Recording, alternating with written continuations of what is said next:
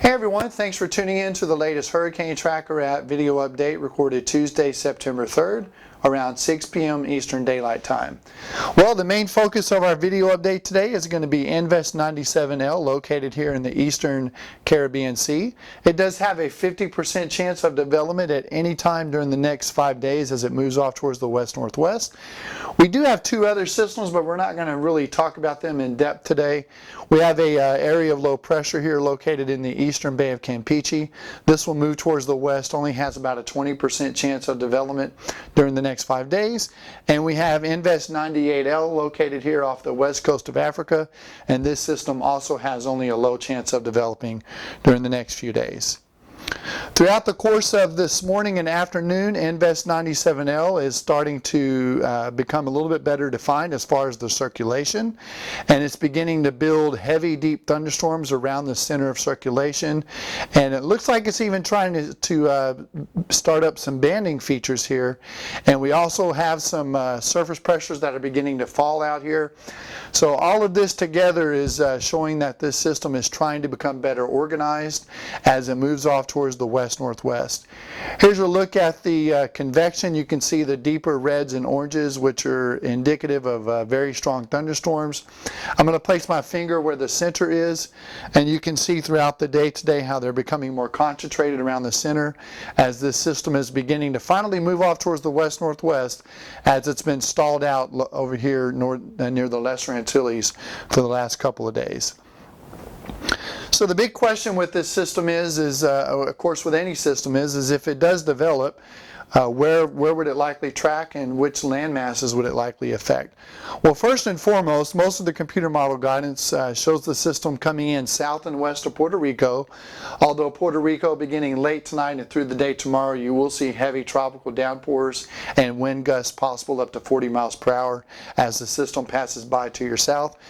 But during the next 2 to 3 days, we expect it to cross over the Dominican Republic, and because of the mountainous terrain in here, that could inhibit any development that it's currently trying to form here. And then a lot of the computer models are showing a very sharp recurve towards the northeast.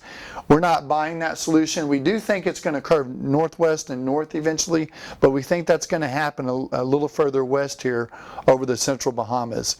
So if you live in or you have interest here in Puerto Rico, Dominican Republic, Haiti, Eastern Cuba, and the Bahamas, you need to be paying very close attention to this system as it moves off towards the west-northwest.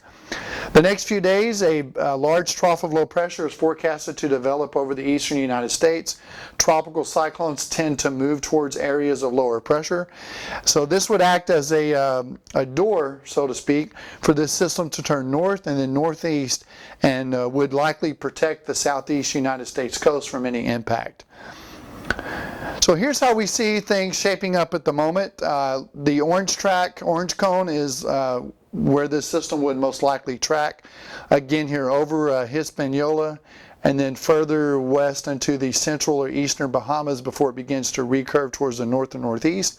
If the system does not develop and continues to stay a weak tropical wave, there is still a 1 in 3 chance it could move farther towards the west, closer towards Jamaica and Cuba, and possibly affect southern Florida. But right now, only a 1 in 3 chance of that track verifying, whereas we see a 2 in 3 chance based on all the data we've looked at today, and that this system would move over here towards the eastern Bahamas, possibly as Tropical Storm Gabrielle, or maybe even a weak Category 1 hurricane would not be out of the question, and then likely turn north and northeast out to sea as we get into later this week and into the weekend due to the approaching upper level trough here over the eastern United States.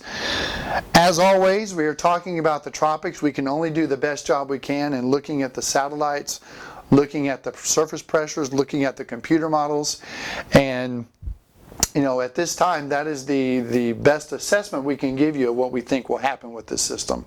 But we'll be here to keep you updated of all the changes on our Twitter, within the app, of course, where we have real-time information, on our Facebook page, through these video updates, and through our audio updates, which we update every few hours. Thank you so much for tuning in. We hope this has been helpful, and we hope you have a great evening. Thanks for watching.